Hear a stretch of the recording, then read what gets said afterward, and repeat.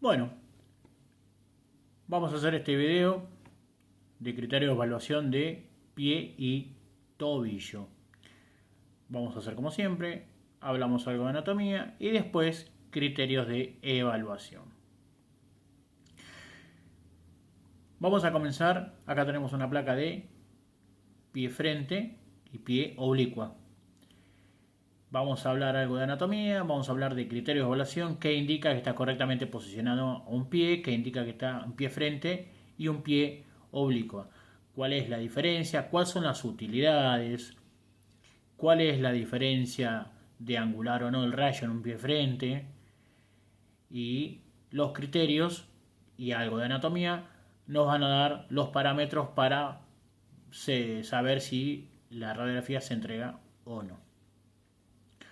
Vamos a hacer una breve introducción de anatomía que seguramente ya han hablado, pero nunca está de más un repaso de anatomía. La división del pie va estar por el tarso, metatarso y falanges. 7 huesos del tarso, 5 de los metatarsos y 14 huesos de la falange. Recuerden que el primer dedo solamente tiene primera y segunda falange. Perdón, primera y tercera. Todas las demás tienes primera, segunda y tercera falange. Ahí tenemos los huesos del tarso, los 7 huesos del tarso, 3, 4, 5 y astrágalo y calcáneo serían los 7 huesos del tarso. Los 5 huesos largos, los metatarsianos, y después las 14 falanges. Recuerden que, como dijimos recién, la primera falange solamente tiene primera y tercera. Todas las demás tienen primera, segunda y tercera falange. Vamos a hablar uno por uno de los huesos del tarso y arrancamos con astrágalo. Recuerden que es el único que articula con la pierna, o sea, con el peroné y la tibia. Es un hueso corto y lo más importante en este caso que va a tener 3 segmentos: el cuerpo, la cabeza y el cuello. Y recuerden que tanto la cabeza, el cuerpo y el cuello se pueden visualizar en una placa radiográfica. En una oblicua se ve perfecto, así que lo más importante es que tenga buena técnica. Y después vamos a ver la importancia que tiene cuando se angula el rayo. Recuerden que el cuerpo va a tener en la cara superior con la tibia, articular con la cara superior con la tibia, y a los laterales, recuerden, con los malleolos, y en la parte inferior otra carilla articular para el calcáneo. Con respecto a la cabeza, va a tener una carilla articular para el escafoides. Y con respecto al cuello, van a ver que junto con el calcáneo va a formar un canal que ya vamos a ver. Con respecto al cuello, tiene una depresión que se llama surco del astrágalo. El calcáneo también tiene otro surco que se llama surco del astrágalo, que los dos surcos después van a ver que van a formar un orificio. Ahí tenemos una vista superior y una vista inferior del astrágalo. Ahí tenemos la vista inferior, donde tenemos 3 carillas articulares. Las dos primeras, perdón, 3 carillas articulares. Las 3 carillas articulares van a corresponder para el calcáneo.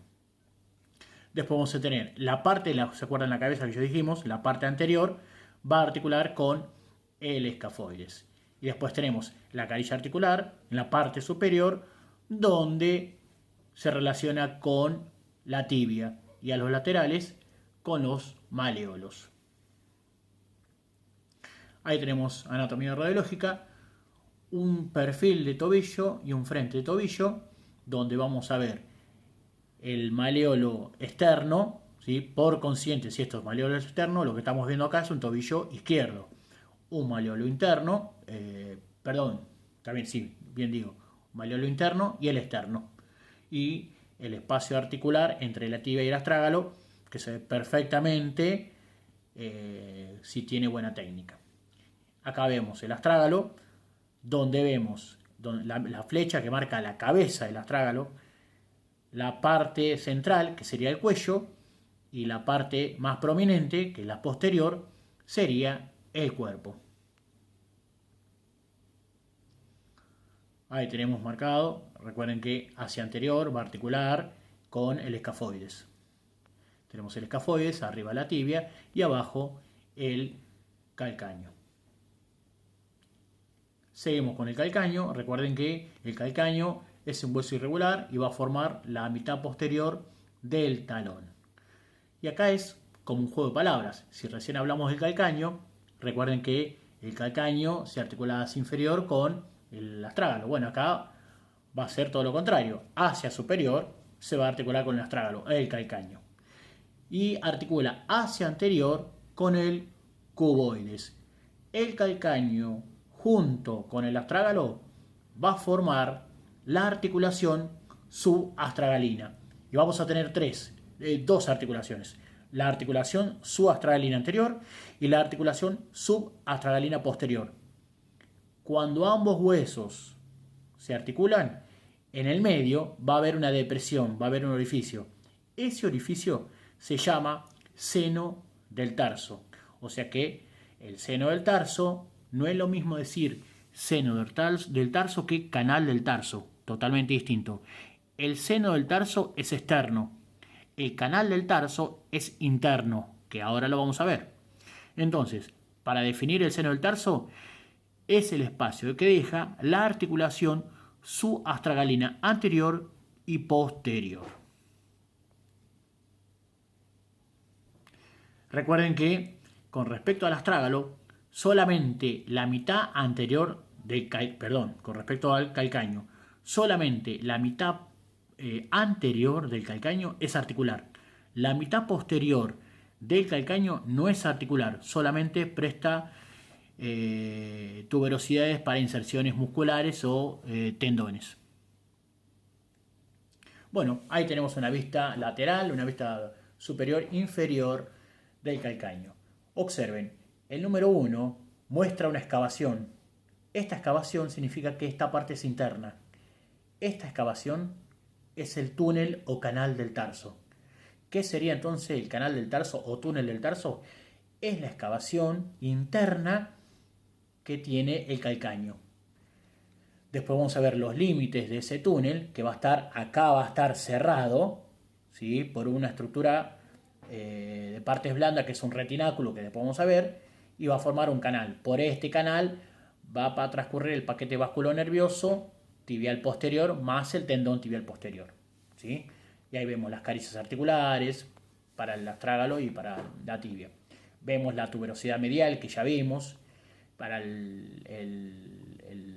para el tendón plantar, la tuberosidad medial, la tuberosidad posterior para el tendón de Aquiles. Y acá vemos el número 7, que es una pregunta del trabajo práctico. Esta tuberosidad, que es la tuberosidad peronea, que en realidad presta inserción a uno de los músculos y hace una forma napolea con los músculos tibiales peroneos, la porción larga y la porción corta. Seguimos.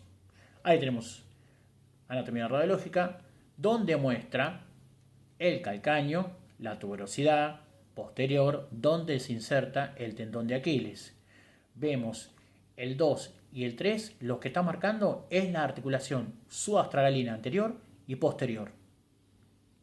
Acá lo que marca es el calcáneo, la parte central, y el astrágalo. Entonces, recuerden, entre la articulación subastragalina anterior y posterior, que sería el número 2 y el número 3, hay un espacio que en forma de embudo. Eso sería el seno del tarso.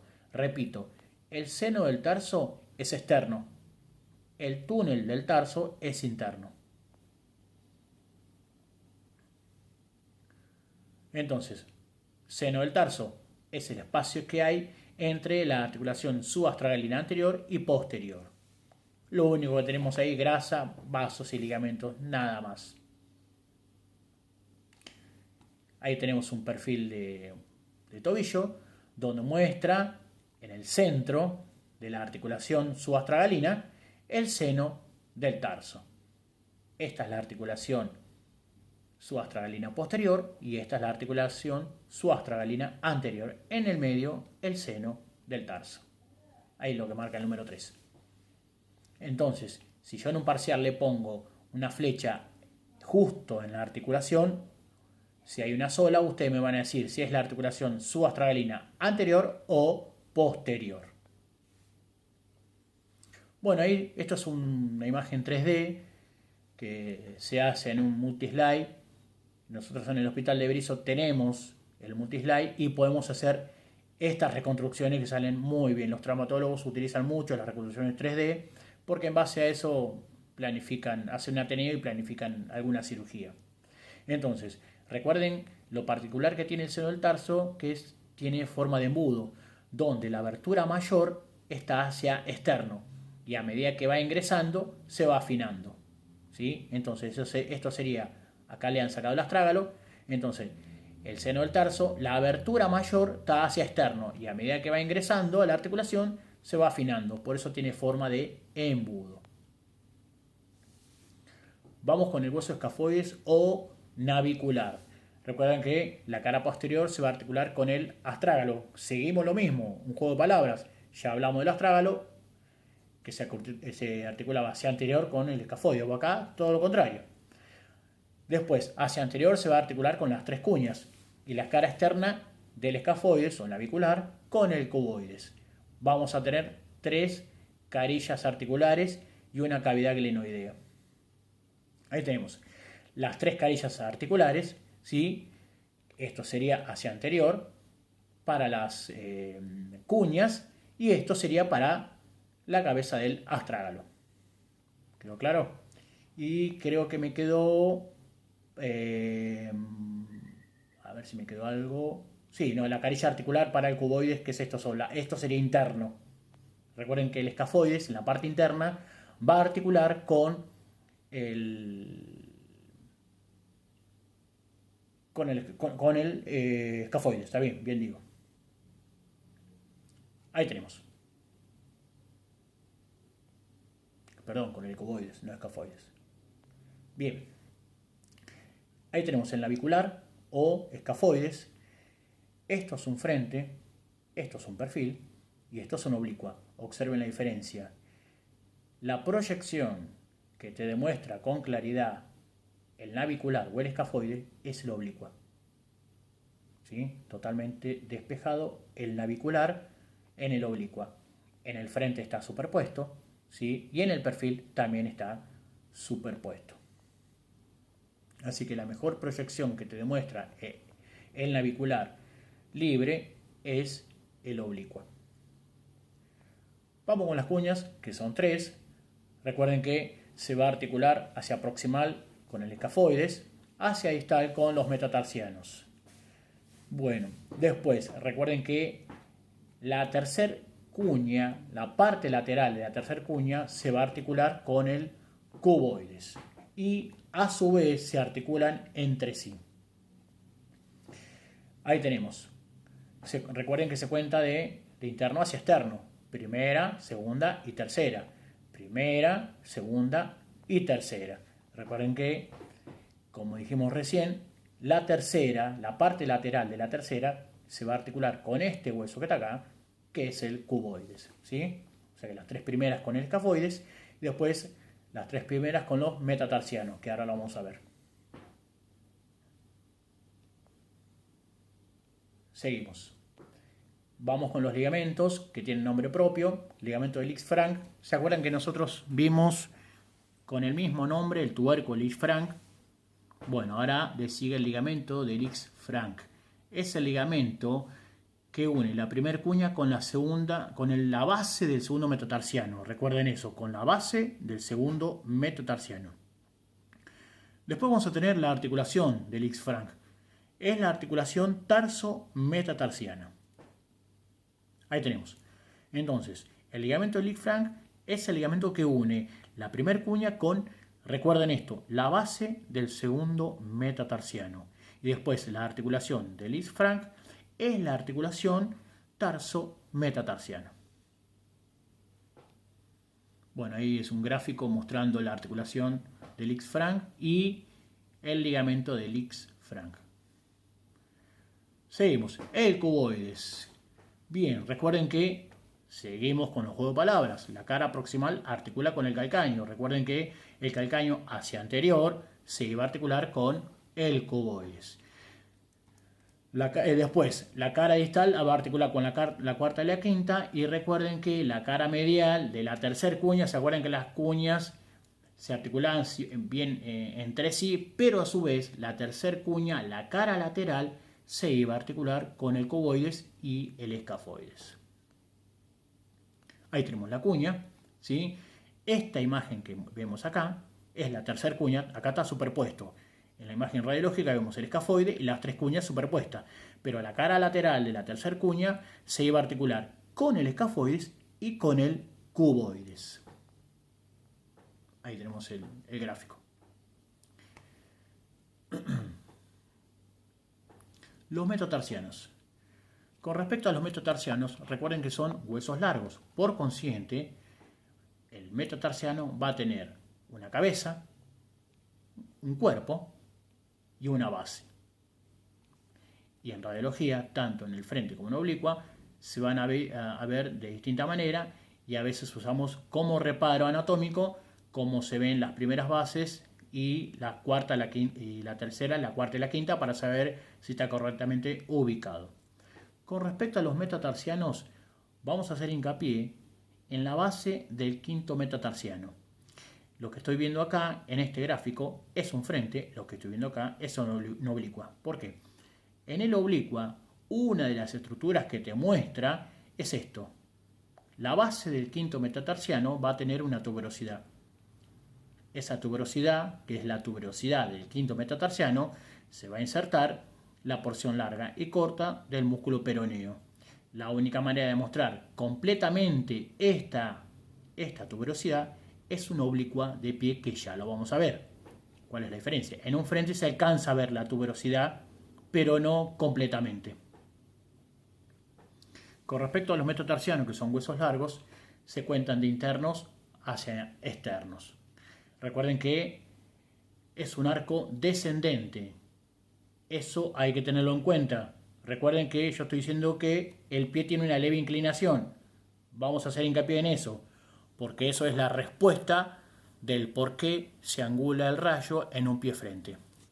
Entonces, consta de lo que yo dije, una base, un cuerpo y una cabeza. El primero va a articular con la primera cuña. El segundo metatarsiano con las tres cuñas, que ahora vamos a ver por qué.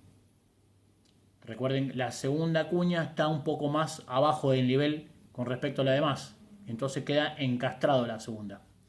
La tercera solo se articula con la tercera. Y la cuarta con la tercera cuña y el cuboides. El quinto solo con el cuboides. ¿Sí? Vamos con las falanges. A ver si tengo una imagen acá. Acá. Esto quería mostrarle. La segunda cuña, observen esta imagen. La segunda cuña tiene un nivel más inferior con respecto a la primera y la tercera. Por eso el segundo metatarsiano encastra más abajo y es el único que articula con las tres cuñas. El segundo metatarsiano va a articular con las tres cuñas porque la segunda cuña está un nivel más inferior con respecto a la que están a los laterales. Eso quería mostrarles. Bueno, con respecto a las falanges, ¿sí? Recuerden que C menos la primera son tres falanges, ¿sí? Y el hallux solamente tiene la primera y la tercera. Todas las más tienen tres falanges. No hay mucho para hablar con respecto a las falanges. Y vamos con el túnel del tarso. Recuerden, no es lo mismo túnel del tarso o canal del tarso que seno del tarso. Entonces, el túnel del tarso es la excavación interna del calcáneo. Y acá vamos a hacer hincapié en algo que la mayoría de los alumnos que me mandaron el TP9 para que yo lo avise, les corregí algo porque ustedes lo han contestado en base al power. Pero después, fijándome el power y corrigiendo, había un error que ahora se lo voy a comentar. Con respecto a la cara interna, la relación, esto sería quién forma los compartimientos, quién forma la pared interna, externa, los límites sería. El límite interno, la cara medial del calcáneo. La cara medial sería el maleolo interno y el retináculo. La cara posterior es el calcáneo. Muchos pusieron el astrágalo, por eso quiero aclararlo ahora.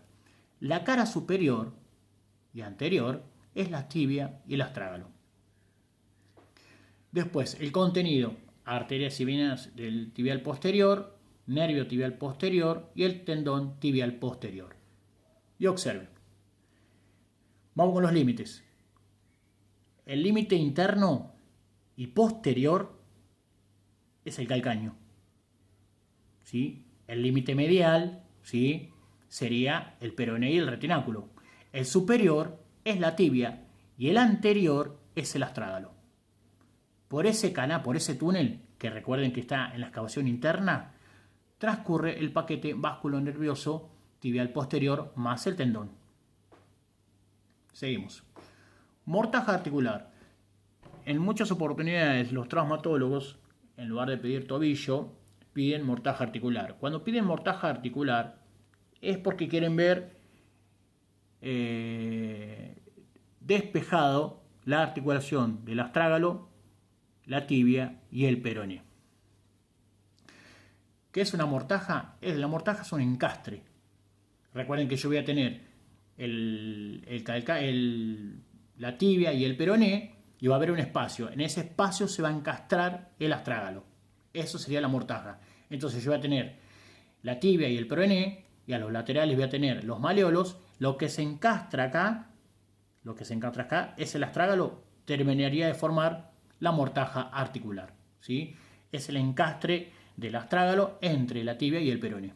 Y acá tenemos un tobillo frente, donde vemos el espacio articular, donde vemos la carilla articular entre el maleolo interno y el astrágalo, el maleolo interno, y vemos la articulación tibio-peronea y el maleolo externo. Vamos con los criterios de evaluación de tobillo frente. Recuerden que la porción distal de la pierna tiene que estar paralela a los bordes del chasis. Se tiene que ver con nitidez el astrágalo. Todos los bordes del astrágalo tiene que verse con nitidez. Tiene que verse la articulación maleolo tibial despejada, la mortaja articular separada.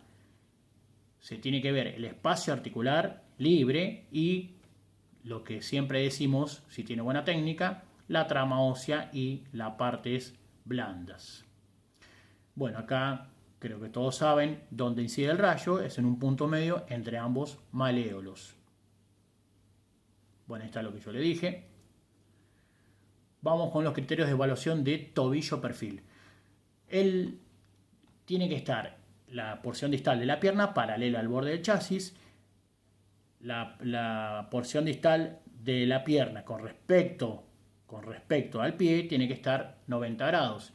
Y recuerden, el criterio más importante que indica que un tobillo está en perfil estricto, el peroné se tiene que proyectar en la mitad posterior de la tibia, ¿sí? No es que el peroné tiene que estar superpuesto en la tibia, no, porque yo lo puedo tener a esta altura, pero está en la mitad anterior, seguramente está rotado. Entonces, el peroné se tiene que proyectar en la mitad posterior de la tibia. ¿Y qué tenemos que incluir? De los huesos del tarso hacia atrás. Es lo que vemos, lo que tenemos que incluir. Seguimos. Cuando nos piden mortaja articular, es para ver la mortaja articular libre. ¿Se acuerdan que en un frente nosotros la mortaja articular estaba superpuesta? Pero cuando el médico sospecha que hay una lesión en la mortaja articular, lo que a nosotros nos pide es liberar ese espacio articular. ¿De qué manera? Una leve rotación entre 15 y 20 grados hacia interno. Con eso yo logro liberar el espacio articular. Seguimos. Bueno, ahí tenemos un tobillo frente, un tobillo perfil y un tobillo con rotación interna, que muchas veces en lugar de ponerle rotación interna, le ponen mortaja articular. En la orden va a venir así, mortaja articular, que seguramente la solicite un traumatólogo. Si es un clínico seguramente le ponen tobillo oblicua, que en realidad la oblicua no llega a ser una oblicua la rotación interna, porque una oblicua te quedaría a 45 grados. Esto es entre 15 y 20 grados, más no. 45 no, porque directamente lo queda casi superpuesto. Bueno, ahí tenemos lo mismo. Frente, rotación interna y perfil. Vamos terminando con criterio de evaluación de pie-frente. Y acá entran en juego los metatarsianos. ¿Cómo se tienen que demostrar la base del primero y el segundo? Libre. La base del segundo, tercero, cuarto y quinto levemente superpuesto. No es lo mismo que yo diga superpuesto a decir levemente superpuesto. Si yo digo superpuesto, estoy hablando de un perfil. Si yo estoy hablando levemente superpuesto, no es un perfil. ¿Quedó claro con eso? Muchos pusieron en trabajo práctico superpuesto, pero no, es levemente superpuesto.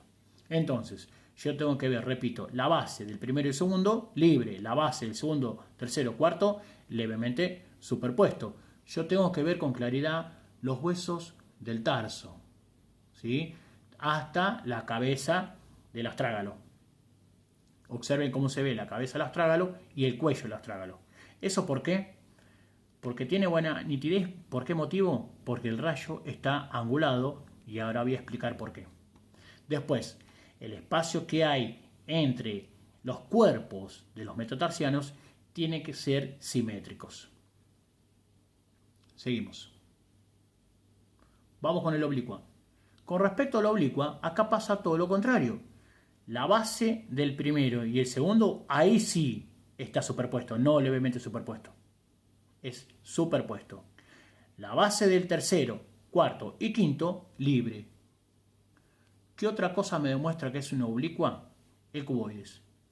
La única proyección que me demuestra el cuboides totalmente libre y despejado es una oblicua de pie. Y observen, yo alcanzo a ver acá la tuberosidad del quinto metatarsiano, ¿sí?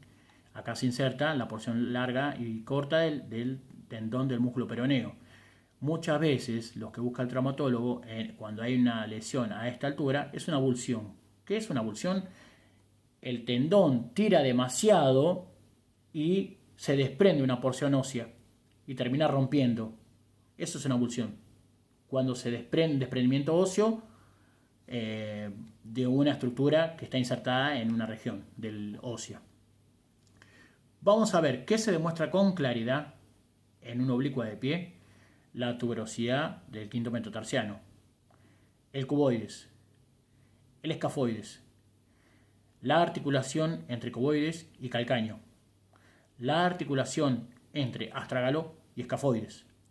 Y vemos la articulación subastragalina, pero solamente la anterior. Eso es lo que me demuestra con claridad una oblicua de pie. Bueno, ahí está lo que le dije recién. Y bueno, para comparar criterios. En un frente, la primera y la segunda base metatarsiana está libre. En una oblicua, todo lo contrario. En un frente, la segunda, tercera y cuarta base metatarsiana está levemente superpuesto. En el oblicua, la tercera, cuarta y quinta está separada. En el oblicua, el calcáneo, el cuboide está libre. En el frente no. Veo el escafoide libre, no veo libre en el frente. La articulación subastragalina anterior en un frente no lo veo, pero sí lo veo completamente libre en un oblicua. ¿Quedó claro? Esas son la diferencia entre un frente y un oblicua de pie. Y por último, vamos a explicar el motivo por el cual se angula el rayo en un pie frente. Observen, por regla general, el rayo es perpendicular al tarso. Cuando uno dice perpendicular, significa que el rayo es a 90 grados. ¿Quedó claro? Pero hay que tener en cuenta que el pie tiene una leve inclinación. Entonces, si yo te digo que el rayo es a 90 grados, estoy mintiendo ahí. Eso no es perpendicular. Porque si tiene una inclinación, lo correcto, lo que estaría a 90 grados, es la segunda imagen. Esto es a 90 grados. ¿Quedó claro? Entonces, ¿por qué se angula el rayo en un pie? Porque el rayo va en la base del tercer metatarsiano, es perpendicular. Y si yo te estoy diciendo que es perpendicular y el pie tiene una leve inclinación, obviamente tengo que angular el rayo, ¿sí?, en relación a la inclinación del pie, por ese motivo. Porque si yo te estoy diciendo que el rayo es perpendicular y vos lo dejas bien recto, estás haciendo todo lo contrario. ¿Quedó claro con eso? Porque muchos me estaban diciendo que en las prácticas angulaban el rayo, no sabían por qué, porque le había dicho el instructor, y entonces lo hacían por inercia nada más, porque sí, porque le dijeron que se angula el rayo, pero todo tiene un porqué. Recuerden que angular el rayo es para despejar una estructura o para seguir un plano. En este caso el plano es que sea a 90 grados perpendicular al tarso. Ahora, ¿cuál es la diferencia entre angular el rayo y no angular? Uno de los criterios del pie dice, estamos hablando en pie frente, en el oblicuo no se angula. Uno de los criterios del pie frente es que se tienen que ver los huesos del tarso con nitidez. Si yo no angulo el rayo, los huesos del tarso no voy a lograr que tengan nitidez. Por ese motivo voy a ver que los huesos del tarso, si no angulo, no van a tener nitidez y los espacios articulares no se van a ver como corresponde. ¿Quedó claro? Entonces, angulando el rayo, no solo voy a tener nitidez, sino que voy a pasar lo más perpendicular posible con respecto a las articulaciones del tarso. Ese es el por qué se angula el rayo en un pie. Y bueno, con esto creo que finalizamos pie y tobillo.